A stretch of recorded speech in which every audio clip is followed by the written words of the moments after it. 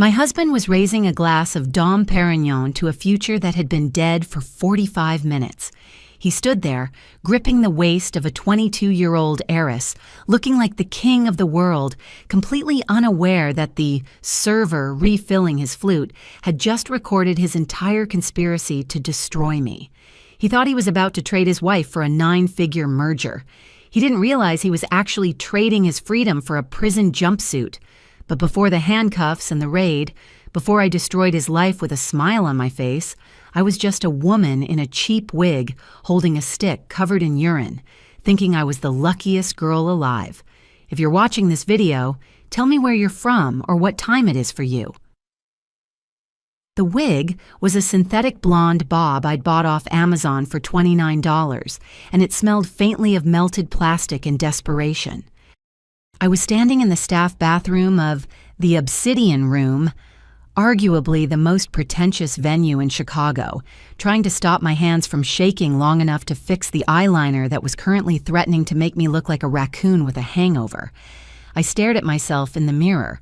Who was this woman? Thick-rimmed hipster glasses I didn't need, a layer of foundation 2 shades darker than my skin, and that terrible, itchy wig. I looked like an extra from a spy movie directed by someone who had never met a spy, or a woman. "Okay, Ashley, pull it together," I whispered to the reflection. "You are just a server. You are invisible." I looked down at the small, crinkled pharmacy bag sitting on the wet porcelain of the sink. My hand trembled as I reached for it. Inside was the white plastic stick that was currently burning a hole in my reality. 2 lines, 2 pink, undeniable, life-altering lines. 10 years. That's how long Kevin and I had been trying. 10 years of temperature charts, ovulation apps that cost more than my car insurance, and IVF needles that left my stomach looking like a bruised peach. We had mortgaged our future, literally and figuratively, on the hope of a child. And now, just when the doctors had started using phrases like managing expectations and acceptance, it happened. I was 4 weeks pregnant. I tucked the test into a crisp white envelope I'd swiped from our home office. The plan was cinematic in my head. Kevin was hosting the corporate gala for his ad agency, Apex Campaigns. It was his big night, the night he was supposed to land the whale client he'd been stressing about for months. I wanted to be the cherry on top. I'd arranged it with Marcus, the venue manager, and an old college buddy of mine who owed me a favor. I'd dress up as a server, sneak in, and when the toast happened, I'd drop the envelope on his tray with the champagne. "Surprise, Daddy," I rehearsed, forcing a smile that felt tight under the heavy makeup. I checked my watch. 6:45 p.m. The party had started 15 minutes ago. My stomach did a somersault, and for once, I knew it wasn't just nerves. It was morning sickness hitting in the evening. Or maybe it was just the smell of the industrial lavender soap they used in here. I adjusted the apron around my waist. It was tight. Everything was tight. I took a deep breath, inhaling the scent of stale water and anxiety, and pushed through the swinging door. I was walking into the best night of my life. God, I was an idiot. The noise hit me first, a wall of polished laughter and the aggressive clinking of expensive crystal. The ballroom was dimly lit, illuminated mostly by amber uplights that were designed to make everyone look 10 years younger and 3 tax brackets richer. I grabbed a tray of appetizers, some sort of crab puff pastry that cost more than my weekly grocery budget, and waded into the crowd. The rule of being a server is simple. Look at everyone's chin, never their eyes. If you make eye contact, you become a person. If you look at the chin, you're just furniture that delivers food. I navigated through the sea of Armani suits and cocktail dresses. Apex Campaigns was doing well, or at least Kevin said it was. The agency had grown from a basement operation to a downtown high-rise in 7 years. I recognized a few faces: Gary from accounting, who was already sweating through his shirt, Sheila from HR, who was aggressively attacking a shrimp cocktail. And then I saw him. Kevin was standing near the bar, holding court with 3 men I didn't recognize. He looked different, sharper. Usually, at these events, Kevin was a golden retriever in a suit, bouncing around, laughing too loud, making sure everyone had a drink. He was the guy who remembered your kid's name and your dog's birthday. But tonight? Tonight he was a Doberman. He stood still, his shoulders squared, his eyes scanning the room with a cold, predatory intensity. He was wearing the midnight blue bespoke suit I'd bought him for our anniversary last year. I remembered how he'd hugged me when he put it on, telling me I had the best taste in the world. Now, watching him from 20 feet away, disguised as Brenda the server, I felt a weird chill. He wasn't smiling. He was checking his watch every 30 seconds. He was nervous. I moved closer, offering a crab puff to a woman in a green dress who looked at me like I had offered her a handful of dirt. "No carbs," she hissed, turning back to her conversation. "Right. Sorry," I mumbled, pitching my voice lower than usual. I drifted toward a pillar, trying to get a better angle on Kevin. Why was he so tense? This was supposed to be a celebration of the year's success. He looked like he was waiting for a bomb to go off, or a lifeboat. He pulled out his phone, typed something furious, and shoved it back into his pocket. Then he smoothed his tie, a nervous tic he only had when he was lying to me about how much he'd spent on golf clubs. I gripped the tray harder. Maybe the business wasn't doing well. Maybe he was about to announce layoffs. My heart sank. Here I was, about to drop a "we're having a baby" bomb, and he might be worrying about bankruptcy. I decided to wait. I'd wait for the mood to lift. I'd wait until he looked like my Kevin again. The double doors at the entrance swung open, and the atmosphere in the room shifted instantly. You know how in nature documentaries the herd goes quiet when a new apex predator steps onto the savannah? It was like that. A woman walked in. She wasn't just beautiful, she was offensively beautiful. She looked about 22, maybe 23. She had skin that looked like it had been photoshopped in real life, and hair that cascaded down her back like a waterfall of spun gold. She was wearing a red silk slip dress that looked like it would disintegrate if you whispered at it too loudly. But it wasn't just her looks, it was the way she walked. She walked like she owned the building, the land it sat on, and the mortgages of everyone inside. I watched Kevin. The transformation was instantaneous. The tension in his shoulders evaporated. His face, which had been a mask of irritation moments ago, lit up with a terrifying kind of hunger. He didn't just smile, he beamed. He pushed past the men he was talking to, potential investors, I assumed, without even an "excuse me." He practically jogged to the entrance. "Nicole," I heard him say. His voice carried over the low hum of jazz. Nicole. Who the hell was Nicole? She smiled at him, a cool, practiced smile that didn't reach her eyes. She extended a hand, and Kevin didn't shake it. He took it in both of his and brought it close to his chest, almost bowing. It was a gesture of submission I had never seen him make to anyone. Not to me, not to his mother, not to the bank loan officer who saved our house 5 years ago. "I made it," she said. Her voice was light, airy, and sounded like old money. "I was worried," Kevin said, and the tenderness in his tone made my stomach lurch. "Come, let me get you a drink. We have the table in the corner." He placed his hand on the small of her back. That was the moment the first crack appeared in my reality. It wasn't a friendly, guide you through the crowd touch. His hand lingered. His thumb swept a small, possessive arc against the red silk. It was a lover's touch. I knew that touch. I had felt that touch for 12 years. It was the touch that said, "This is mine." I stood frozen near the pillar, clutching a tray of cooling crab puffs, feeling like the floor was tilting. I was wearing a wig, but suddenly I felt like the naked one in the room. "Server, champagne." A man with a face like a bulldog snapped his fingers at me. I jumped, nearly dropping the tray. "Yes, right away, sir," I stammered. I ditched the appetizers at a busing station and grabbed a fresh tray of champagne flutes. My hands were shaking so badly the glass stems were chattering against each other. "Calm down, Ashley," I told myself. You're imagining things. She's a client. A very important, very young, very touchy-feely client. I needed to get closer. I needed to hear them. I navigated through the crowd, my eyes locked on the corner booth where Kevin had led Nicole. They were sitting close. Too close for a business meeting. Kevin had angled his body toward her, blocking out the rest of the room. He was leaning in, whispering something that made her throw her head back and laugh, a sound that was pure, tinkling wind chimes.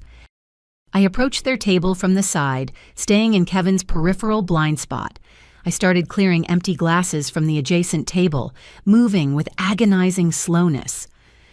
"So boring without you," Kevin was saying. "I've been checking the door every 10 seconds. "You're obsessed," Nicole teased.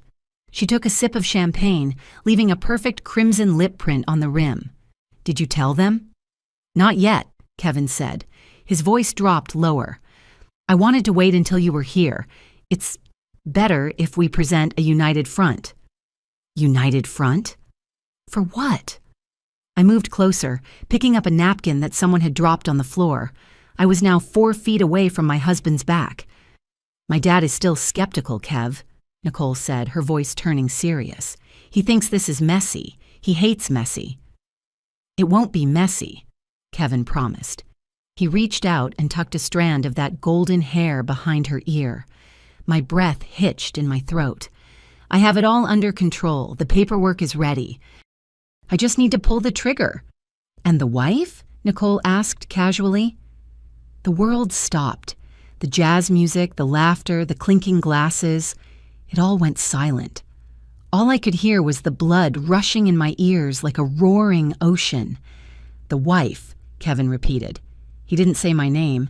He said, "the wife," like I was an appliance, a broken toaster he needed to return.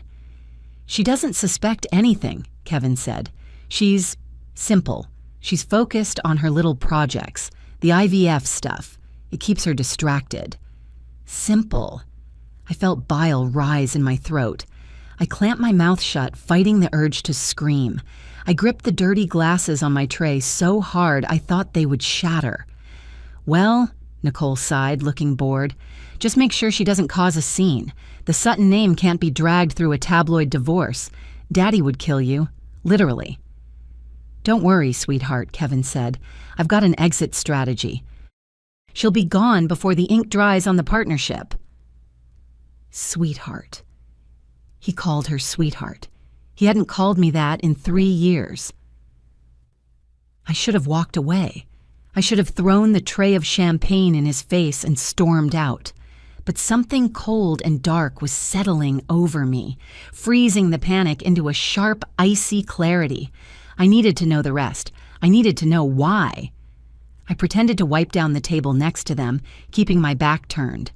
"So, the Atlanta expansion," Nicole shifted topics seamlessly, as if discussing my disposal was just an item on a checklist between buy milk and walk the dog.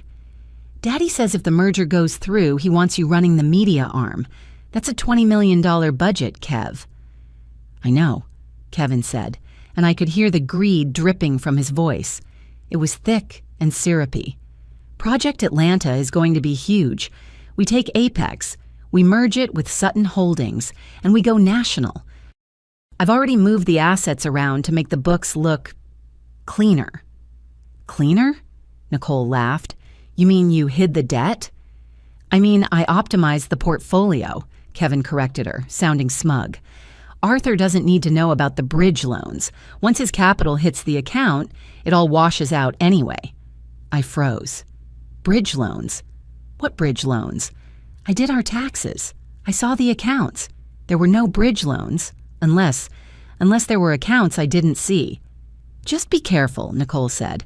"Arthur Sutton didn't build a billion-dollar real estate empire by being blind. If he finds out you're cooking the books or that you're still sleeping with your wife, he'll pull the plug." "I'm not sleeping with her," Kevin lied. The lie came out so easily, so smoothly, it was like he'd practiced it. "We're roommates, that's it. I haven't touched her in months." That was a lie. We had sex 3 days ago. It was mechanical, sure, but it happened. He had initiated it. "Good," Nicole said. Because I don't share, and neither does the Sutton bank account. It's just a merger, Nicole, Kevin said, his voice dropping to a whisper. You and me, and the money. We just have to cut the dead weight. Dead weight. That's what I was. 10 years of marriage. Putting him through business school, working double shifts so he could start the agency, holding his hand when his father died, needles in my stomach, a baby growing inside me right now. Dead weight. When do you sign? Nicole asked. Arthur promised a meeting next week, Kevin said. Once I show him the revised financials and the divorce papers, we're in. Then, baby, we are going to buy that house in Buckhead and never look back. Buckhead, Atlanta. He wasn't just leaving me. He was erasing me. He was taking the business I helped him build, the money we saved, and he was running off to play power couple with a girl who looked like she still used her parents' Netflix password. I love it when you talk numbers, Nicole purred. I love it when you talk, Kevin replied. I heard the wet sound of a kiss, a sloppy, public, arrogant kiss. I couldn't breathe. I turned abruptly, knocking a half-empty glass of red wine onto the floor. It shattered, splashing ruby droplets onto the pristine white tablecloth of the empty table I was pretending to clean. Jesus, watch it! A man at a nearby table barked. I didn't apologize. I didn't look at Kevin to see if he noticed. I just turned and walked. I walked fast, head down, tray clutched to my chest like a shield. I pushed through the kitchen doors, ignoring the chef who screamed, "Pick up on table 4," and kept going until I hit the staff corridor. I burst into the bathroom, the same one where, 20 minutes ago, I was a happy woman. I slammed the stall door and locked it. My legs gave out, and I slid down the wall until I hit the cold tile floor. I ripped the wig off my head and threw it into the corner. It landed like a dead animal. I gasped for air, but my lungs felt like they were filled with concrete. Dead weight, simple, manageable. I pulled the white envelope out of my apron pocket. The edges were crumpled from where I'd been gripping it. I tore it open and stared at the test again. Pregnant. I'm pregnant, I whispered, the words tasting like ash. I'm having a baby with a monster. Tears finally came. Hot, angry tears that ruined the makeup I'd spent an hour applying. I sobbed into my knees, trying to be quiet so the other staff wouldn't hear. I thought about the bridge loans, the hidden accounts, the fact that he called me baggage to a girl young enough to be his intern. He was going to divorce me. He was going to serve me papers, probably claim the business was failing so he wouldn't have to pay alimony, and then run off to Atlanta with his millions and his mistress. He would leave me with nothing. No husband. No money, just a baby he didn't want. I looked at the test again. No. The sadness in my chest started to harden. It cooled, crystallized, and transformed into something else. It felt like steel. He wanted a merger? He wanted to play business tycoon with the Sutton family? I wiped my face with the back of my hand. I stood up. I walked to the sink and looked at my reflection. My eyes were red, my mascara was running, and my hair was a mess. But the fear was gone. Kevin thought I was simple. He thought I was distracted. He thought I was dead weight. He forgot one thing. I was the one who set up his accounting software. I was the one who knew all his passwords because he was too lazy to remember them. I was the one who knew where the bodies were buried because I helped him dig the holes. He wanted a divorce? I'd give him a divorce. But first, I was going to introduce Arthur Sutton to the real Kevin. I picked up the wig. I shook it out. I put it back on. I wasn't going home. I wasn't going to curl up in bed and cry. I was going back out there. If they were going to talk about cooking the books and hiding assets, I needed to hear the recipe. I fixed my lipstick. It was time to get back to work. I walked back onto the floor, my heels clicking a rhythm that sounded suspiciously like a war drum in my head. I needed specific information. Vague threats about cooking books wouldn't convince a man like Arthur Sutton. I needed numbers. I needed names. Site start. I needed the dirty laundry list. Site 1. I scanned the room for the weak links. In every company, the weak links are always in the same department: accounting, site start. Specifically, the accountants who have been open, bar access for 3 hours. Site. 1. I spotted the table near the kitchen entrance. It was the B-list table, far away from the stage and the Suttons. Gary from accounting was there. Gary was a man whose tie was currently worn as a bandana and whose face was the color of a steamed lobster. Next to him was Sheila, the payroll manager, who was methodically peeling the label off a beer bottle. I grabbed a fresh bottle of Pinot Grigio and approached them. "Top off?" I asked, keeping my voice flat. "Hit me," Gary slurred, shoving his glass toward me. Site start. Fill it to the rim. I'm not driving. Uber is a tax write-off tonight, baby. Site 1. "Gary, shut up," Sheila hissed, though she accepted the wine I poured. "Keep your voice down." "Why?" Gary laughed, a wet, sloppy sound. Site start. "Kevin's not looking at us. Kevin is too busy trying to climb into Arthur Sutton's wallet and his daughter's pants." Site 1. My hand froze for a millisecond, but I forced myself to keep pouring. So it was an open secret. The whole office knew. I was the only one in the dark. Site start. The simple wife. Site 1. "It's not funny," Sheila muttered. Site start. "If this merger doesn't happen, we're screwed, Gary. You saw the Q3 reports. We're bleeding cash." Site 1. "We're not bleeding," Gary corrected, leaning in conspiratorially and knocking over a salt shaker. Site start. "We are hemorrhaging. That's why he's moving the debt to the shell companies, creating assets out of thin air." Site 1. "Shell companies," Sheila whispered, looking around nervously. "I thought those were legitimate consulting fees." "Legitimate?" Gary snorted, spraying a little wine on the tablecloth. Site start.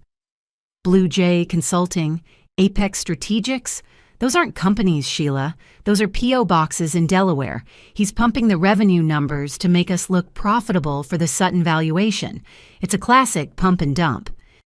Once Sutton signs the check, Kevin pays off the bridge loans, closes the shells, and walks away with the bonus." Site 1. "And if Sutton audits us before signing, then we go to jail," Gary said cheerfully, raising his glass. "Or Kevin goes to jail. I'm just following orders. I saved the emails where he told me to categorize creatively." Site start. "Plausible deniability, sweet cheeks." Site 1. I finished pouring the wine, my mind racing. Blue Jay Consulting, Apex Strategics. I memorized the names. "Enjoy your evening," I said, my voice surprisingly steady. "You too, sweetheart," Gary winked. I walked away, the bottle of Pinot feeling like a weapon in my hand. I had the what. Now I needed the proof. Site start by 9 p.m. The party was winding down for everyone except the inner circle, who were moving to a VIP after party I wasn't invited to, even though I was paying for half the mortgage on the house the host lived in. Site 1, I slipped into the kitchen and found Marcus near the loading dock. He was checking inventory on an iPad.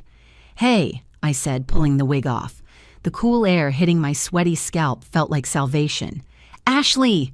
Marcus jumped. Site start. "Jesus, you scared me. How did it go? Did you do the big reveal?" Site 1. I looked at him. Marcus was a good guy. He'd known me since I was waiting tables for real to pay for Kevin's textbooks. I couldn't tell him. If I said it out loud, I might shatter into a million pieces right there on the greasy kitchen mats. "Not exactly," I lied. Site start. The timing wasn't right. He was too busy with the big client. I didn't want to interrupt. Site 1. Marcus frowned, tilting his head. "You okay? You look pale, paler than usual." "Morning sickness," I said, forcing a weak chuckle. "It's a real joy." "Go home, Ash," Marcus said gently. Site start. "Get some rest." "I'll make sure your name isn't on the shift log." Site 1. "Thanks, Marcus." I walked out the back door into the alley. The cold Chicago wind hit me, drying the tears I didn't know were still leaking from my eyes. I got into my sedan, a practical 5-year-old Toyota, while Kevin drove a leased Audi, and sat there for 10 minutes, gripping the steering wheel until my knuckles turned white. The drive home was a blur of highway lights and talk radio I wasn't listening to. I kept seeing Nicole's hand on his arm. I kept hearing dead weight. When I got home, the house felt huge and empty. It was a nice house in the suburbs, the kind intended for a family. We had bought it specifically for the nursery room. I walked into the bathroom and stripped off the server uniform. I shoved it deep into the trash can, under a pile of used tissues and bathroom waste. I turned the shower on as hot as it would go. Sight start. I scrubbed my skin until it was red, trying to wash off the smell of the restaurant, the smell of the lie, the smell of my own stupidity. Sight 1, I stood under the water, holding my stomach. I'm sorry, I thought, talking to the tiny cluster of cells inside me. I'm so sorry your father is a cliché. After the shower, I took the envelope with the pregnancy test and taped it to the underside of my jewelry box drawer. Sight start. A place Kevin would never look because he never bought me jewelry anymore. Sight 1. It was 11:15 p.m. when I heard the garage door rumble open. I was sitting in bed wearing my flannels, pretending to read a book on interior design. My heart started hammering against my ribs. Ba-bump, ba-bump, ba-bump. I heard his heavy footsteps on the stairs. He stopped in the hallway, probably checking his phone one last time. Then the door opened. Hey, babe, Kevin said. He stood in the doorway, loosening his tie. He looked disheveled in a way that used to make me think hard-working, but now just screamed post-coital. Hey, I said, not looking up from the page. Sight start. You're late. Sight 1. God, it was a nightmare, he groaned, walking over and sitting on the edge of the bed. Sight start. The clients wouldn't leave. Arthur Sutton is a demanding old dinosaur. I had to listen to his war stories for 3 hours. Sight 1. He leaned in to kiss me on the cheek. The smell hit me instantly. It wasn't alcohol or cigar smoke. It was sandalwood and expensive vanilla. Santal 33 Saux. It was Nicole's perfume. It was clinging to his jacket, his skin, his hair. Sight start. It was so strong I almost gagged. Sight 1. I pulled back slightly, feigning a cough. You smell like a bar. Yeah, smoke everywhere, he lied effortlessly. Sight start. So what did you do tonight? Anything exciting? Sight 1. No, just watched some TV, ate leftovers, I said. Sight start. I was actually standing 3 feet behind you while you plotted to ruin my life, Kevin. Sight 1. Boring, he laughed, standing up and starting to unbutton his shirt. You need a hobby, Ash. You're becoming a hermit. Sight start. I'm focusing on the IVF, Kevin, like we discussed. Sight 1. He paused, his back to me. I saw his muscles tense. Sight start. Right. The IVF. Look, Ash, maybe we should take a break from that, just for a while. It's expensive, and with the business stress. Sight 1. I thought the business was doing great, I asked innocently. Didn't you say the Sutton deal was a lock? It is, he snapped, turning around. But cash flow is tight until the ink dries. I'm just saying, maybe we stop forcing it. If it hasn't happened in 10 years, maybe the universe is telling us something. The universe is telling me you're a sociopath, I thought. Maybe, I said softly. Sight start. Go shower, you stink. Sight 1. Yeah. Long day. He walked into the bathroom. A minute later, I heard the shower running. He was washing off Nicole's scent so he could sleep next to me. Sight start. I turned off the lamp, lying in the dark, eyes wide open, listening to the water and plotting his destruction. Sight 1. Kevin left at 6:30 a.m. the next morning. Crisis meeting, he claimed. I watched him from the window as he practically skipped to his Audi. Sight start. He wasn't going to a meeting. He was probably going to have breakfast with Nicole. Sight 1. As soon as his taillights disappeared, I was out of bed. I went straight to his home office. It was a man cave I wasn't supposed to enter, filled with golf trophies and framed articles about himself. I sat at his desktop computer. The screen flickered to life. Password prompt. Kevin was not a complex man. He thought he was a genius, but he used the same 3 passwords for everything. I tried Apex 2020. Incorrect. I tried Moneymakers. Incorrect. I paused. What would he use now? Something related to her? No, too risky. Something old. Broncos 98. The screen unlocked. Predictable. I didn't go to his email first. He would be careful with work email. I went to the cloud storage. We shared a family Dropbox, but I knew he had a private Google Drive logged in on this browser. I clicked the icon. There were the usual folders: taxes, house, car. Site start. And then, sitting right there at the bottom, Project Atlanta. Site 1, I opened it. My breath hitched. It wasn't just a business plan, it was a dossier on his new life. Subfolder, real estate. Zillow links to $5 million mansions in Buckhead, Atlanta. Subfolder, legal. Drafts of divorce papers. Petitioner, Kevin Mitchell. Respondent, Ashley Mitchell. Reason, irreconcilable differences. Site start, date prepared 2 months ago. Site 1. Subfolder, assets. A spreadsheet titled Liquidation Strategy. I opened the spreadsheet. It was a detailed list of how to hide our shared assets, transfer savings to crypto wallet, undervalue the house appraisal, claim business losses to minimize alimony. He had been planning this for months. While I was injecting hormones into my stomach, he was calculating exactly how many pennies he could steal from me. I pulled a flash drive from my pocket. I always kept one for my photography backups and started copying everything. Every PDF, every spreadsheet, every photo. Then I saw a folder simply named Nicole. I shouldn't have opened it, but I did. It wasn't nudes, it was worse. It was photos of them looking like a family. Kevin, Nicole, and a golden retriever puppy. They were laughing on a boat. They were at a vineyard. There was a photo of a ring, a massive emerald-cut diamond that easily cost $50,000. That's where our savings went, I whispered. We had $60,000 in a rainy day fund that I hadn't checked in a month. I bet it was raining diamonds in Atlanta. I needed to verify what Gary had told me about the shell companies. The Project Atlanta folder gave me the roadmap, but I needed the bank records to prove the crime. I logged into our joint bank account.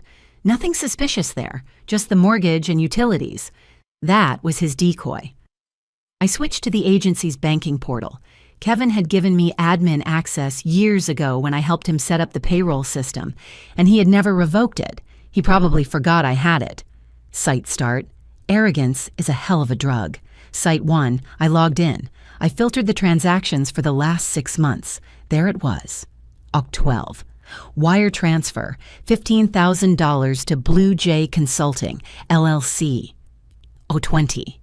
Wire transfer, $22,500 to Apex Strategics. Site start. Nov01, wire transfer, $40,000 to Blue Jay Consulting, LLC. Site 1. I opened a new tab and searched the Illinois Business Registry. Blue Jay Consulting, LLC. Registered agent, Kevin Mitchell. Address, a UPS store in a strip mall 3 towns over. He was paying himself. Site start. He was taking company money that belonged to investors and employees, funneling it into a fake company, and then likely moving it to a private offshore account or using it to buy diamonds for Nicole. Site 1, but there was more. I saw incoming transfers too, large, round numbers from companies I didn't recognize. Site start. Incoming, $150,000 from Alliance Construction. Site 1, site start. Incoming, $75,000 from Golden Chip Gaming. Site 1, I Googled Alliance Construction. The first result was a news article. Construction firm under investigation for bribing city officials. My stomach dropped. Kevin wasn't just embezzling, he was laundering. Site start. He was taking dirty money from corrupt clients, cleaning it through ad campaigns that probably never existed, and taking a cut. Site 1, this was it. This was the nuclear bomb.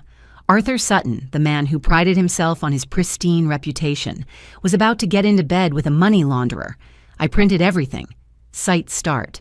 The printer hummed rhythmically, churning out page after page of my husband's coffin. Site 1. I had the documents, but I needed a witness. Papers were good. A human voice was better. I remembered a name from the emails I'd skimmed. Becca. Becca was Kevin's executive assistant for 2 years. She was sharp, organized, and fiercely loyal, until 2 months ago, when Kevin abruptly fired her for gross incompetence. I had thought it was strange at the time. Becca didn't make mistakes. I found her on Instagram. She was posting stories from a dive bar called the Rusty Anchor on the South Side at 11 a.m. on a Tuesday. Not a sign of a woman doing well. I drove there. The bar smelled of stale beer and lemon pledge. Becca was sitting in a booth, nursing a Bloody Mary. She looked tired. Her mascara was smudged. "Becca?" I asked, approaching the table. She looked up, her eyes narrowing. "Ashley, what are you doing here? Did he send you to get the company laptop back? Because I sold it on eBay." "No," I said, sliding into the booth opposite her. "I'm not here for Kevin. I'm here because I know." Becca laughed, a bitter, sharp sound. Site start. "You know what? That he's sleeping with the Barbie doll? Or that he's cooking the books?" Site 1. "Both," I said, "and I want to bury him." Becca's expression changed. The hostility evaporated, replaced by a glimmer of interest. She put down her drink. "He fired me because I wouldn't sign off on the Blue Jay invoices," Becca said, lowering her voice. "He tried to make me the authorized signer. I told him it looked like embezzlement. The next day, security escorted me out." "I have the bank statements," I said. "I have the transfer logs." "Do you have the Alliance construction contract?" Becca asked. "I saw the payments." "The payments are nothing," Becca said, leaning in. "The contract has a clause, a reputation management retainer. It's code. They pay him to bury bad press and bribe journalists. If you have that contract, he's not just looking at fraud. He's looking at RICO charges."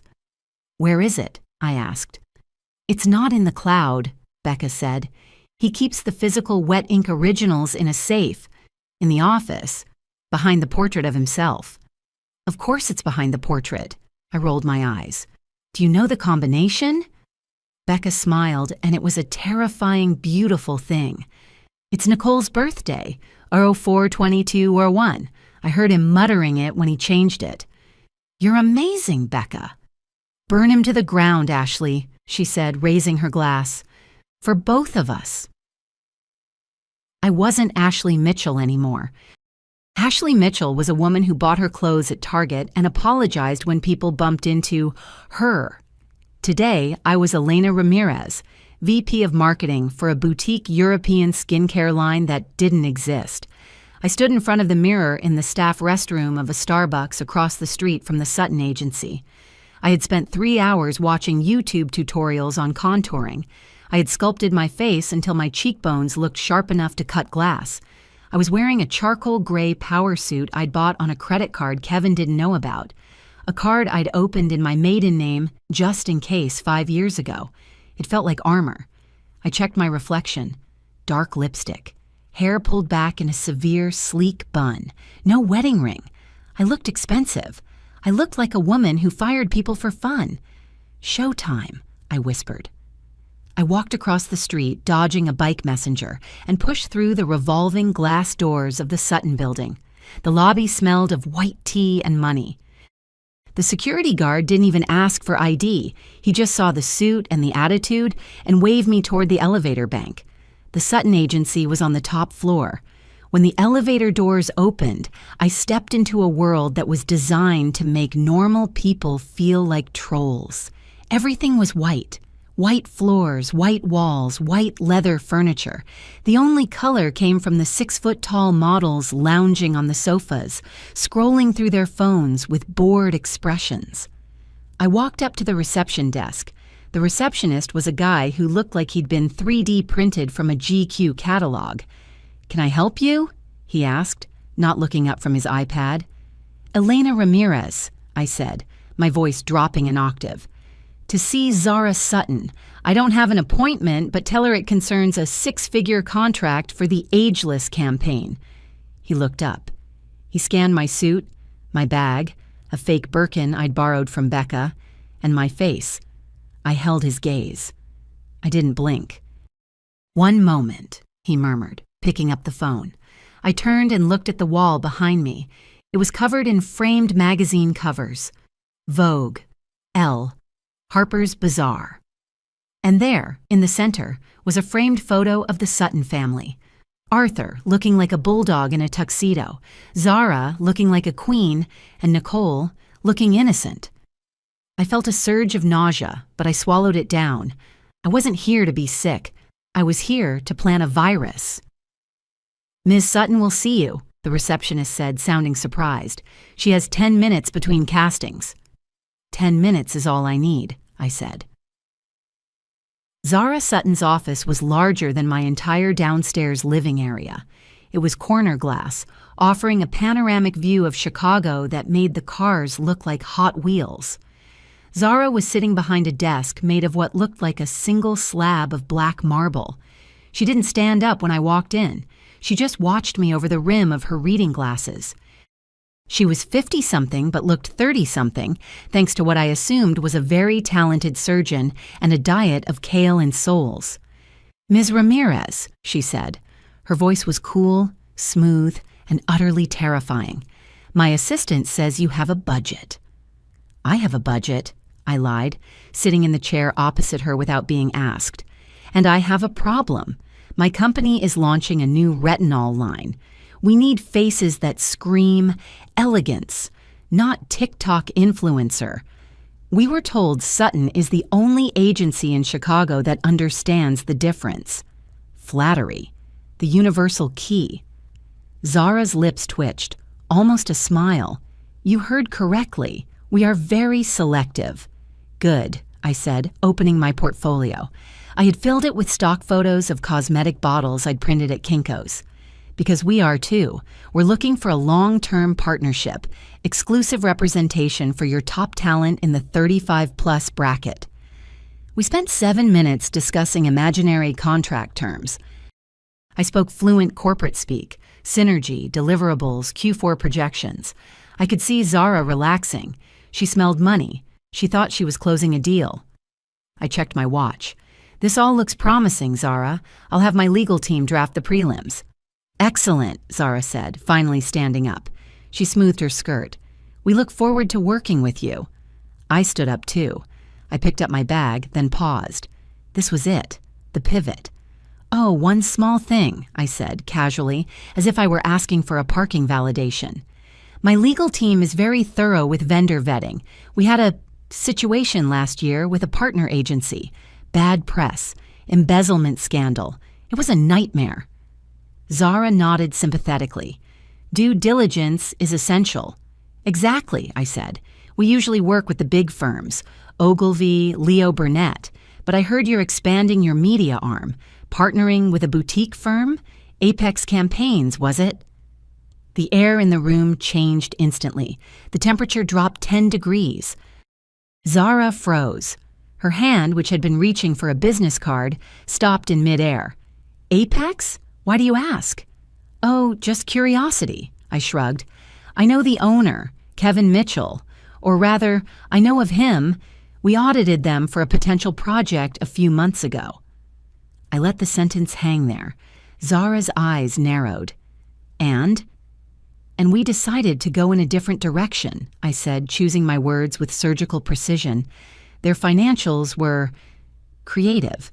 And frankly, we prefer partners who don't have messy personal lives bleeding into their professional assets. Too much liability." Zara walked around her desk. She wasn't the cool agency owner anymore. She was a mother bear sniffing a threat. "Messy personal lives," she repeated. "Mr. Mitchell is divorcing. It's a standard procedure." "Is it?" I asked, feigning surprise. "That's not what his current wife thinks, or the investors in his shell companies." I saw the flicker of doubt in her eyes. It was tiny, but it was there. "What are you implying, Ms. Ramirez?" "I'm not implying anything," I said, walking toward the door.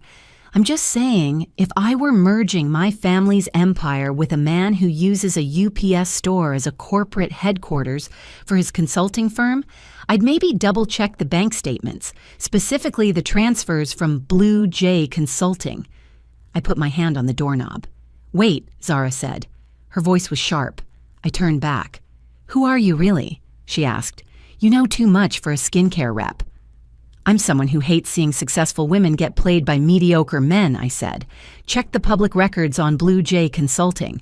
Check the registered agent and ask him about the reputation management clause in his construction contracts. If he's willing to launder money for a corrupt builder, what do you think he's doing with your daughter's inheritance?" Zara went pale. The flawless foundation couldn't hide the sudden drain of blood from her face. "Goodbye, Zara," I said. "We'll be in touch about the retinol." I walked out. I kept my back straight. I walked past the receptionist, past the models, and into the elevator. As soon as the doors closed, I collapsed against the metal wall.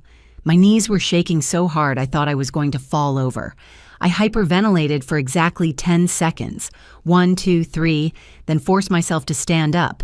I had planted the seed. Now I just had to wait for it to rot their trust. Kevin came home at 7:10 p.m., whistling. He was carrying a bottle of wine and a bouquet of flowers. Flowers. He hadn't bought me flowers in 4 years. "For the most patient wife in the world," he announced, handing me the generic grocery store roses. I took them. I wanted to beat him with them. Instead, I smiled. "Wow, what's the occasion? Did you rob a bank?" "Better," he grinned, loosening his tie. "I think we're close, Ash. The Sutton deal. I had a call with Arthur's lawyers today. They're asking for the final due diligence docs. That means they're ready to draft the contract." He was lying, or he was delusional, or Zara hadn't told Arthur yet. "That's amazing, honey," I said. "Let's celebrate. I made steak." We sat at the dining table. Kevin cut into his ribeye with gusto, blood from the rare meat pooling on his plate.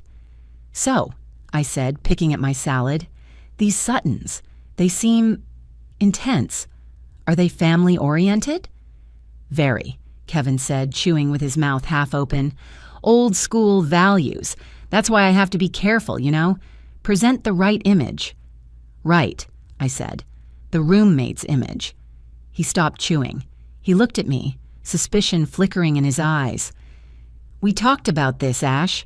It's just for the deal. Once the check clears, we can go back to normal. Or whatever we decide to do." "Whatever we decide," I echoed. "Do they do background checks? Like deep ones?" "Standard stuff." He waved his hand dismissively. "Credit check. Criminal record. I'm clean." "What about the business accounts?" I asked, taking a sip of water. "I remember you saying something about optimizing the portfolio with those consulting firms." Kevin dropped his fork. It clattered loudly against the china. "Why are you asking about that?" he snapped. His jovial mood evaporated instantly. "Just curious," I said, widening my eyes. "I don't want you to get in trouble, Kev. You know how strict the IRS is. Those transfers to, what was it? Bluebird?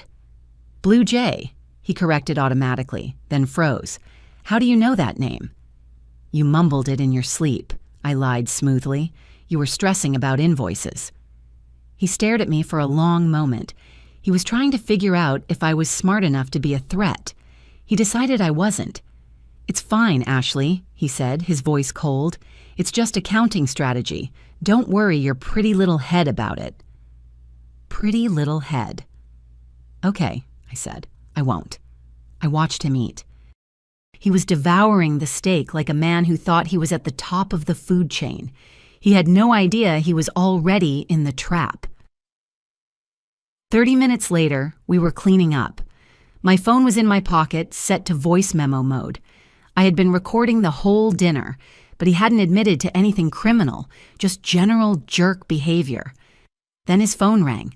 He looked at the screen and his face went white. "I have to take this," he muttered. He walked into the living room, but he didn't close the glass door all the way. I quietly pulled my phone out. I tapped the screen to ensure it was still recording. I crept toward the door frame. "What do you mean, hold on?" Kevin was hissing into the phone. "We had a timeline, Arthur." "No, I can explain." "Who told you that?" It was happening. Zara had talked to Arthur. "That's ridiculous," Kevin said, his voice rising in panic. "Blue Jay is a legitimate vendor. We use them for proprietary market research. I can send you the invoices right now." Yes, I thought. Lie to him. Dig the hole deeper. "No, don't listen to rumors." Kevin was sweating now. I could see his reflection in the hallway mirror. He was pacing. "Look, Arthur, if this is about the liquidity, I can prove the funds are there. I'll move the reserves from the Cayman account tonight just to show you." Cayman account. Holy shit, he had an offshore account. I didn't know about that. That wasn't in the cloud folder. I looked down at my phone to make sure it caught that. Storage full. Recording stopped. My heart stopped. I stared at the screen. Cannot save recording. Free up space. No. I tapped frantically. The file from dinner was there, but it had cut off 10 minutes ago. I had missed the call. I had missed the admission about the Cayman account. Panic flared in my chest. If I didn't have proof, it was hearsay. I needed that account number. I heard Kevin's footsteps turning back toward the kitchen. I shoved the phone in my pocket and grabbed a pen from the counter. I snatched a grocery receipt from the trash. Cayman reserves moving tonight. I scribbled the words on the back of the receipt with a shaking hand. Kevin walked in. He looked like he'd seen a ghost. "Is everything okay?" I asked, hiding the receipt behind my back. "Fine," he barked. "Just a misunderstanding. I have to go to the office." "Now? It's 9 p.m. "I have to move some files," he said, grabbing his keys. "Don't wait up." He ran out the door. He was going to the office to shred documents. Or worse, he was going to move the money. I looked at the receipt in my hand. It wasn't a recording, but it was a lead. And I knew exactly who could help me find a hidden Cayman account. I needed Arthur Sutton, and I needed him before Kevin could hit delete. The next morning, I didn't put on a disguise. I put on my best grieving widow dress, black, modest, serious. I drove to the Sutton Tower again. But this time, I wasn't Elena Ramirez. I walked up to the security desk. My heart was pounding so hard I could feel it in my teeth. "Name?" the guard asked. "Ashley Mitchell," I said. "I'm Kevin Mitchell's wife. I need to speak to Arthur Sutton. It's a matter of national security." Okay, that was dramatic, but I needed to get his attention. The guard blinked. "National security?" "Financial security," I corrected. "Tell him I have the Blue Jay bank statements, and tell him I know about the Cayman transfer." The guard hesitated, then picked up the phone. He spoke in a hushed tone. He listened. He nodded. "Send her up," he said, hanging up. He looked at me with new respect. "Top floor. Mr. Sutton is waiting." The elevator ride felt like ascending to Olympus to yell at Zeus. When the doors opened, I wasn't greeted by a receptionist. I was met by two large men in suits who looked like they ate concrete for breakfast. "Mrs. Mitchell," one of them said, "this way." They escorted me down a long corridor lined with modern art that cost more than my neighborhood. We reached a set of double mahogany doors. The guard opened them. Arthur Sutton was standing by the window, looking out at the city. He was a bear of a man, broad shoulders, silver hair, and a presence that sucked the oxygen out of the room. He turned slowly. He didn't look happy. He looked like a volcano waiting to erupt. "Mrs. Mitchell," his voice boomed. It was deep and gravelly. "My wife had a very interesting conversation with a cosmetics rep yesterday, and now you show up with bank statements." He walked over to his massive desk and sat down. He didn't offer me a seat. "You have 5 minutes," he said. "Convince me not to throw you out of this window." I walked forward. I didn't flinch. I reached into my bag and pulled out the file folder Becca and I had compiled. "I don't need 5 minutes," I said, tossing the file onto his desk. It landed with a heavy thud. I just need you to look at page 3. That's where your potential partner spent 50 grand of company money on a diamond ring for your daughter, using funds he laundered from a construction company under FBI investigation. Arthur stared at the folder. Then he looked at me. "Sit down," he said. Arthur Sutton sat down. The leather chair creaked under his weight, a sound that echoed in the silent, cavernous office. He didn't open the folder immediately. He placed a hand on top of it, his thick fingers drumming a slow, rhythmic beat against the cardboard. "You have a lot of nerve," he said, his voice low, "coming here, accusing the man I'm about to sign a 9-figure deal with." "I have a lot of nerve," I agreed, my voice shaking only slightly. "And I have the receipts." Page 4. Arthur flipped the folder open. He bypassed the photos of Kevin and Nicole. He clearly didn't want to see his daughter playing house with a married man yet. He went straight to the numbers. His eyes scanned the spreadsheet I'd printed from the agency's internal server. "Blue Jay Consulting," he read aloud. 15,000, 20,000, 40,000. "Look at the dates, Mr. Sutton," I said, stepping closer to the desk. October 12th. 15 grand goes out to Blue Jay. October 13th. 15 grand is withdrawn in cash from a Chase branch in Oak Brook. "So he's skimming," Arthur grunted. "Petty theft. It's messy, but it's not fatal." "Turn to page 5, I said. He flipped the page. I had taped a photocopied receipt to the center of the paper. It was from Tiffany & Co. Pre-Neons on Michigan Avenue. Item: platinum solitaire diamond ring, 3.5 carat. Price: $48,500. Date: November 2nd. Payment method: cash. "Check the withdrawal from Blue Jay on November 1st, I said. $50,000. Arthur went still. He looked at the bank statement, then at the receipt, then at the photo I had tucked behind it, the one from the Nicole folder on Kevin's cloud, showing her beaming, holding up her hand with that exact ring on her finger. "He bought my daughter an engagement ring," Arthur whispered, the air leaving his lungs. "With stolen money." "With laundered money," I corrected. "Page 6 is the wire from Alliance Construction. They paid Apex $150,000 for crisis PR 2 days before the Blue Jay transfers started. Kevin took dirty money, washed it through a shell company, and put it on your daughter's finger." Arthur stared at the photo of Nicole. His face turned a color I'd never seen on a human being, a deep, bruised purple. A vein in his temple started to throb visibly. "He made her an accomplice," Arthur said. "It wasn't a question.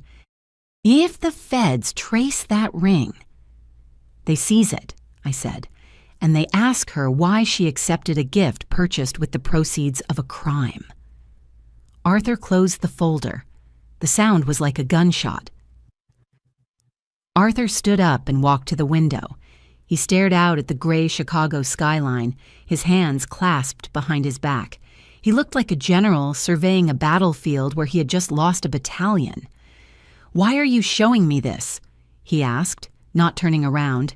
"You could have gone to the FBI. You could have gone to the press. You could have divorced him and taken half. If I go to the FBI now, he destroys the evidence before they get a warrant," I said. "If I go to the press, I'm the scorned woman in a tabloid drama. And if I divorce him, he hides the assets. He's already moving them." "The Cayman account," Arthur said. "Yes, he mentioned it last night. He's moving the reserves to show you liquidity." Arthur turned around. The rage was gone from his face, replaced by a cold, terrifying calculation. "He's trying to buy into my family with my own money. He thinks I'm a senile old checkbook." He walked back to the desk and pressed a button on his intercom. "Send Kofi in, now." He looked at me. "What do you want, Mrs. Mitchell? You want a payout? I can write you a check right now for $5 million. You walk away, you sign an NDA, and I handle Kevin." $5 million. It was enough to disappear, enough to raise this baby on a beach in Italy. I touched my stomach involuntarily. "I don't want your money," I said. "I want him to lose. I want him to lose everything. The business, the reputation, the freedom. I want him to know that he didn't just outgrow me, he underestimated me. Arthur studied me. He saw the fire in my eyes, the same fire he probably had when he built his first mall. "And the baby?" he asked, his gaze dropping to my midsection. I froze. "How did you—" "You've been subconsciously protecting your stomach since you walked in," Arthur said, "and you're drinking ginger ale from your purse." "He doesn't know," I said, "and I don't want him to know until he's behind bars." "Done," Arthur said. He extended a hand. It was the size of a catcher's mitt. "We have a deal. You help me trap him, and I ensure you and that child never have to worry about a legal bill or a mortgage payment again." I shook his hand. It felt like shaking hands with a mountain. The door opened and a man walked in. He didn't look like security. He looked like an accountant who did CrossFit. He was wearing a tailored suit, wire-rimmed glasses, and carried a tablet. "Kofi, meet Ashley Mitchell," Arthur said. "She's our new partner." Kofi didn't blink. "The wife." "The architect," Arthur corrected. "Show him the Blue Jay file." Kofi picked up the folder. He flipped through it with the speed of a machine. He didn't gasp. He didn't frown. He just nodded. "Sloppy," Kofi said. "He's structuring the withdrawals to avoid CTR reporting, but he's doing it in a pattern that screams, 'Investigate me.' He's moving the Cayman reserves tonight," Arthur said, "to impress me. If he moves that money across international lines while under federal scrutiny, which we can arrange, it's wire fraud," Kofi said calmly. "But it's not enough for a long sentence, maybe 3 years. He'll be out in 18 months. "I want more than 18 months, Arthur growled. He touched my family. "Then we need bank fraud," Kofi said. He looked at me. "Does he have any legitimate assets? The house?" "The house has equity," I said. "About 200,000, but he's leveraged everything else." "We need him to apply for a loan," Kofi said. "A frantic, last-minute loan to bolster his liquidity statement for Arthur. If he lies on a federal loan application, inflates his income, hides his debts, that's up to 30 years. Mandatory minimums apply." "He won't take a loan," I said. "He thinks he's getting the Sutton investment." "Not if Arthur stalls," Kofi said. "Arthur tells him the liquidity looks thin. Tells him he needs to see $1 million in cash in a U.S. account by Friday to sign the deal. Kevin doesn't have $1 million. He has the Cayman money, but that takes days to clear. He'll panic. He'll try to borrow against the house to bridge the gap." "And he'll need your signature," Arthur said, looking at me. "If I sign," I said, my mouth going dry, "I'm liable for the debt." "Not if you're a cooperating witness in a federal investigation," Kofi said. "We record the conversation where he coerces you. We prove you signed under duress. The loan is voided for you, but the fraud charge sticks to him." I looked at the two men. They were discussing destroying my husband's life like they were ordering lunch. "Okay," I said. "Let's make him panic." Twice. Kofi sat me down on a leather sofa and pulled up a recording app on his tablet. "We need to establish the timeline," Kofi said. "Technically, I am the head of security for Sutton Holdings. Unofficially, I have a very good relationship with the FBI's white-collar crimes division, specifically Agent Miller." "You're going to call the FBI?" "Not yet," Kofi said. "We hand them the package with a bow on top. If we call them now, they investigate for 6 months. We don't have 6 months. We need to force Kevin to commit an overt act of fraud tomorrow." "How do I get him to do it?" "Arthur calls him in 1 hour," Kofi explained. "He tells him the deal is on pause pending a liquidity proof. Kevin will come home terrified. He will tell you he needs to refinance the house or take a HELOC, home equity line of credit. He will tell you it's just for a few days. He will ask you to sign papers. And I sign them." "You sign them," Kofi nodded. "But before you do, you ask him specific questions. Is this legal? Are we telling the bank about the other debts? You need to get him on tape saying, 'Don't worry about it,' or 'The bank doesn't need to know.' That proves intent. Kofi reached into his jacket pocket and pulled out a small black device. It looked like a car key fob. "This is a high-fidelity recorder," he said. "Battery lasts 48 hours. Keep it in your pocket. Do not wash it." I took the device. It felt heavy. "What about Nicole?" I asked Arthur. "Does she know?" Arthur's face hardened. "Nicole is currently at a spa in Lake Geneva. I sent her there this morning. She thinks it's a pre-engagement gift. I'm isolating her. When the hammer drops, I want her nowhere near him." "She knew Arthur," I said softly. "She knew about the wife. She knew about the money."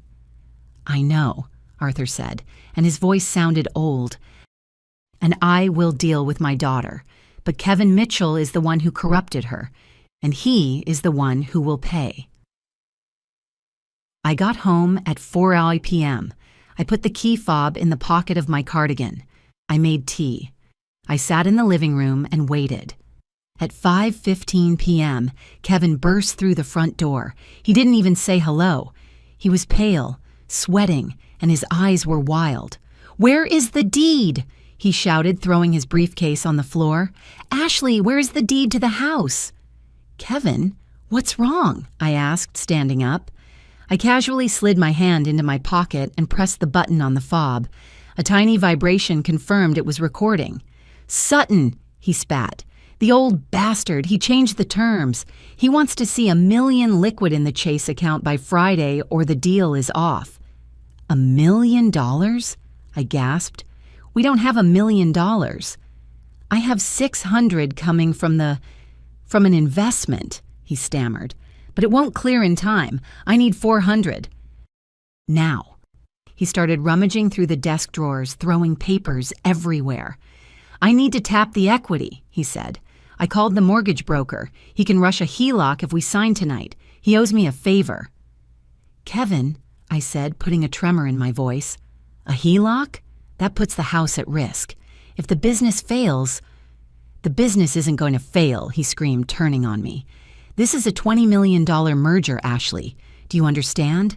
Once I sign, I pay off the HELOC in 24 hours. It's a bridge. Just a bridge." "But the application," I said, stepping closer. "Doesn't the bank ask about other debts? The business loans?" Kevin froze. He looked at me, desperate. "We don't list those," he said. "We list the house. We list the agency's gross revenue. We don't list the liabilities." "Isn't that illegal?" I asked. "Lying to the bank?" "It's not lying," he hissed, grabbing my shoulders. "It's omitting. Everyone does it. Ashley, look at me. Do you want this life? Do you want to be rich? Or do you want to be a server for the rest of your life?" The irony was so thick I could taste it. "I want to be secure," I said. "Then sign the damn papers when he emails them," Kevin said. "I'm going to enter the data now. Just when the DocuSign comes, click yes. Don't read it. Just click yes." "Okay," I whispered. "If you say it's safe." "It's safe," he promised. "Trust me." He kissed my forehead. His lips were cold and clammy. "I love you, babe," he said mechanically, already turning back to his laptop to commit a felony. "I know," I said. 2 hours later, Kevin was still hunched over his laptop at the kitchen table, muttering about valuations. I was sitting on the couch, staring at the wall, the adrenaline crash hitting me hard. Then I felt it, a sharp, twisting cramp in my lower abdomen. It wasn't pretend, it was real. Stress. I gasped, doubling over. "Ow!" Kevin didn't look up. "Keep it down, Ash. I'm trying to calculate the LTV ratio." The pain hit again, sharper this time. I felt a wave of dizziness. "Kevin," I said louder, "something's wrong. My stomach." "Take a Tums," he muttered, typing furiously. I stood up and the room spun. I grabbed the back of the sofa. "Kevin, I think I need a doctor. It really hurts." He finally looked up, annoyance written all over his face. "Now? Seriously? I have to submit this by midnight." "I'm in pain," I yelled, fear finally cracking through my composure. "Fine." He threw his hands up. Call an Uber. I can't leave. If I miss this window, we lose everything." He turned back to the screen. I stared at the back of his head. That was it. That was the final confirmation. If I was dying, he would step over my body to sign a check. I grabbed my phone and dialed the one person I knew would actually come. "Dr. Ethan," I said when he answered. "It's Ashley. I'm having pains. Bad ones." "Where are you?" Ethan's voice was instantly alert. "I'm at the clinic. I'm closing up. I'm at home. Kevin can't drive me." "I'm coming," Ethan said. "Unlock the door. I'll be there in 10 minutes. I hung up. I sat on the floor by the door, clutching my stomach. Kevin was 10 feet away, typing in false income numbers on a bank application. 10 minutes later, Ethan burst through the door. He was wearing his coat over his scrubs. He ignored Kevin, who barely glanced up. "Ashley." Ethan knelt beside me, his hands gentle. "Tell me where it hurts." "Low," I whispered. "Cramping." He checked my pulse. He looked at my eyes. "It's likely stress-induced. We need to get you to the hospital just to be safe. Can you walk?" "Who is this?" Kevin asked, finally swiveling his chair around. "Who the hell are you?" "I'm her doctor," Ethan snapped, helping me stand. "She's having a medical emergency. And since you're too busy playing with your spreadsheet, I'm taking her." "Doctor?" Kevin frowned. "For the IVF. We're not doing that right now." "We are," I said, leaning against Ethan. "I am." "Whatever." Kevin waved his hand. "Just text me when you're done. And check your email for the DocuSign, Ashley. Do not forget." Ethan looked at Kevin like he was a cockroach. "Let's go, Ashley." He led me out to his car. As he buckled me in, he looked at me seriously. "He doesn't know, does he?" Ethan asked. "No," I said. "And he never will." "Good." Ethan started the car. "Because he doesn't deserve to know." The next morning, Kevin woke up singing. Actually singing. He was belting out Eye of the Tiger in the shower while I sat on the edge of the bed, staring at the empty suitcase I had packed and hidden under the guest bed. He came out wrapped in a towel, steam rolling off him like he was a freshly baked villain. "Today is the day, Ash," he announced, doing a little shimmy. "The loan cleared at 6 a.m., 1 million liquid. Boom. Arthur's assistant emailed me. Meeting is at 2 p.m. Signatures, champagne, and then, welcome to the 1%. "That's great, Kevin," I said, smoothing the duvet. My hands were steady. The doctor had given me the all clear, just stress. But I hadn't told Kevin that. I let him think I was still fragile. He started getting dressed. He put on his closer suit, charcoal gray Italian wool. He stood in front of the mirror, adjusting his cuffs. "Come fix my tie," he commanded. "My hands are shaking. Good adrenaline, you know." I walked over. I reached up and adjusted the silk knot at his throat. I tightened it, just a little too much. "You're going to knock them dead," I whispered. "I know," he grinned, checking his teeth in the reflection. "Look at us, Ash. We made it. All those years of eating ramen? Worth it." He didn't say we. He meant I. "Kevin," I said, stepping back, "did you delete the cloud folder, the one with the plans?" He winked. "Wiped it this morning. Clean slate. No evidence." "Smart," I said. "And the ring? For Nicole?" "Hidden in the safe at the office." He lowered his voice. "Don't worry. Once the ink dries, I'll handle the transition." "Transition," I repeated. "Right." He grabbed his briefcase. He kissed me on the cheek, a dry, distracted peck. "Wish me luck." "You don't need luck," I said. "You've got everything you deserve coming to you." He laughed, taking it as a compliment. He walked out the door, whistling. I watched him get into the Audi. As he backed out of the driveway, I picked up my phone and texted Kofi. "The package is en route." He signed the loan. "It's done." Kevin arrived at the Sutton Tower at 1:45 p.m. I know this because Kofi sent me a time-stamped photo of him entering the lobby. He looked confident. He high-fived the security guard.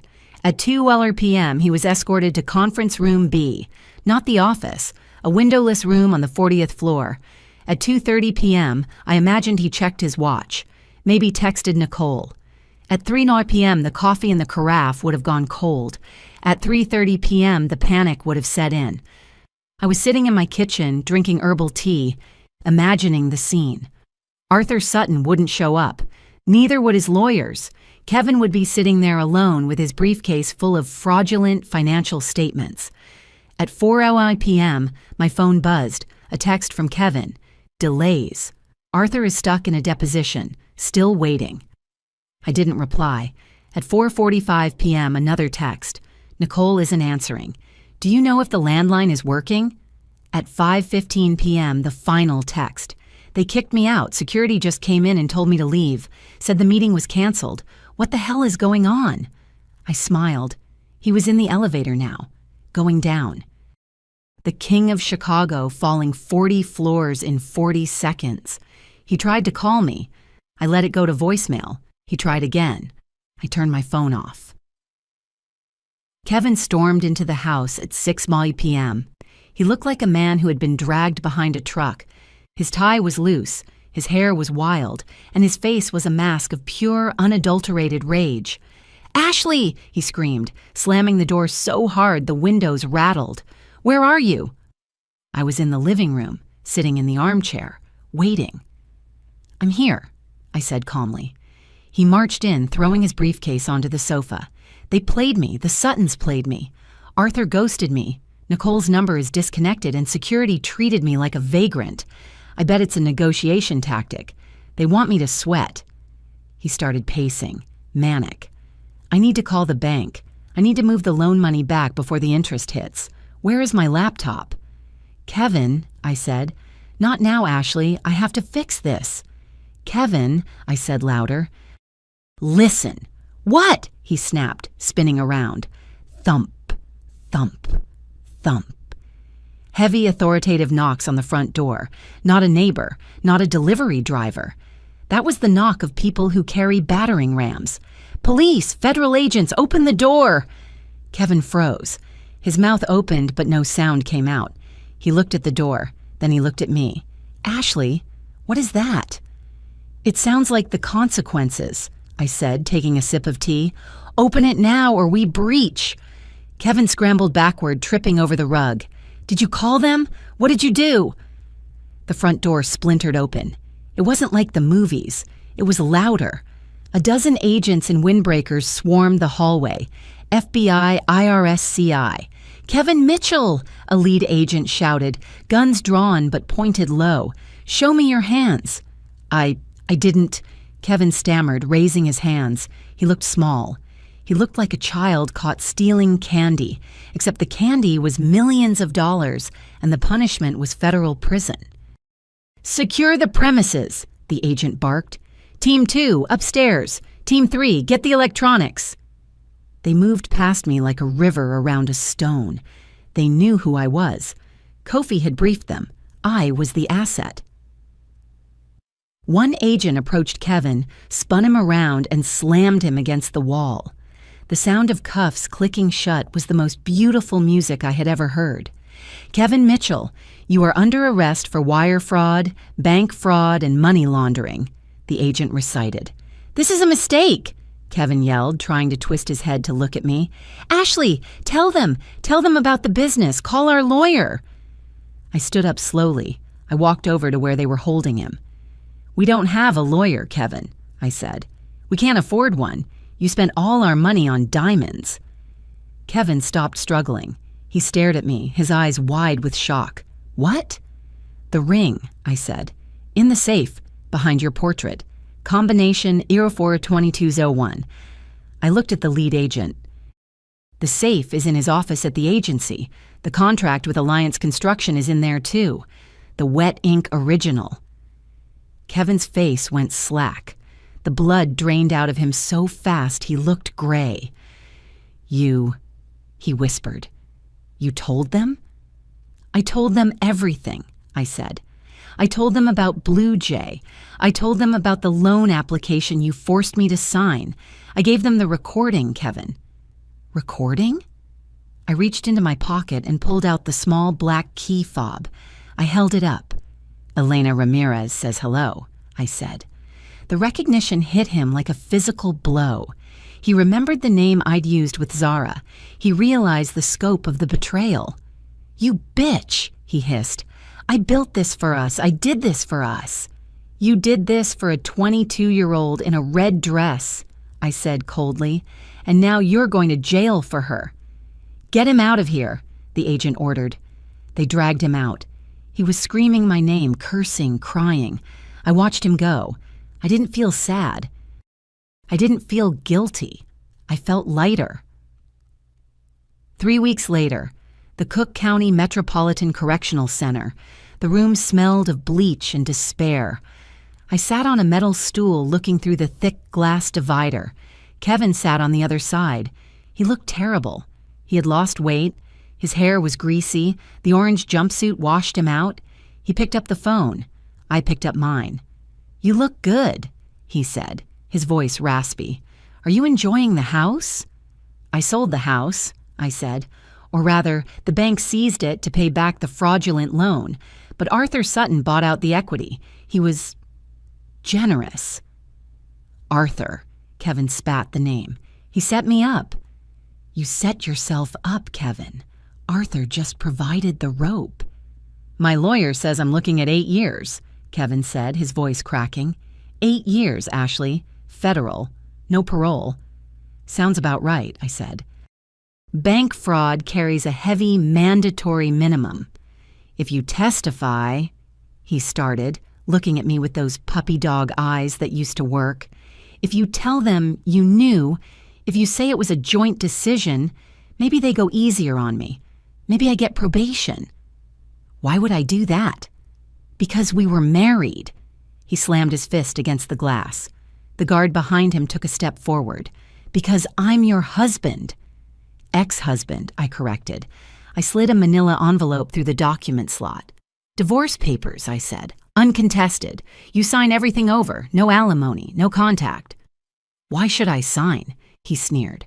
"I have nothing left to lose. Maybe I drag you down with me. Maybe I tell them you were the mastermind." "You won't," I said. "Because of this." I slid a second photo through the slot. It wasn't a document. It was a glossy black and white ultrasound image, a tiny kidney bean-shaped smudge. Kevin stared at it. He picked it up with trembling fingers. "What is this?" "That's your son," I said. "Or daughter. I haven't checked yet." He looked up at me, tears filling his eyes. You're pregnant? From the IVF?" "From us," I said, "before you decided I was dead weight." He pressed the photo to the glass. "Ashley, please. I can change. I'll do my time. We can start over." "No," I said firmly. "Here's the deal. You sign the papers. You plead guilty. You take the full rap. And in exchange, I won't petition the court to strip your parental rights immediately. I will let you receive 1 photo a year. That's it. That's the offer." "1 photo," he sobbed. "It's more than you deserve," I said. "Sign the papers, Kevin, or the kid grows up thinking his father died in a car crash." He looked at the photo. He looked at me. He picked up the pen. He signed. Update. It's been 3 months since the glass door closed on Kevin. I'm writing this from the sunroom of a small cottage near Lake Geneva. It's not a mansion, but it's mine. Bought and paid for with the settlement money Arthur Sutton insisted on calling a consulting fee. Kevin pleaded guilty last week. He got 7 years. The judge went hard on him because of the corruption angle with the construction firm. He's currently in a low-security facility in downstate Illinois. I haven't visited. I sent him the 1 photo I promised, a picture of my stomach, which is finally starting to show. Nicole? Daddy Sutton shipped her off to a boarding school in Switzerland to find herself and stay away from boys with debt. I almost feel sorry for her. Almost. I'm not alone here. Becca, my unexpected ally, actually moved into the guest room. She's helping me set up a nursery. We're starting a small consulting firm together. Legit this time. No laundering, just marketing. And there's Dr. Ethan. He came over for dinner last night. He brought Thai food and a stethoscope because I told him the baby was kicking. He spent 20 minutes listening to my belly, smiling like an idiot. He hasn't made a move. He knows I'm still healing, but he's there. He's steady. He's the anti-Kevin. I was sitting on the porch this morning, drinking coffee, decaf, sadly, watching the leaves turn orange. I thought about the servers at the Obsidian Room. I thought about the invisible women in aprons who see everything. Kevin wanted a life of diamonds and mergers. He wanted to be a king. I looked down at my stomach, feeling a tiny flutter. I have my freedom. I have my baby. I have the truth. And honestly, that's richer than he'll ever be. If this story resonated with you, leave a like and consider subscribing. You can also drop any comment below, even just one word. Maybe tell me where you're watching from, or what time it is right now. Sometimes one word is enough to say you were here.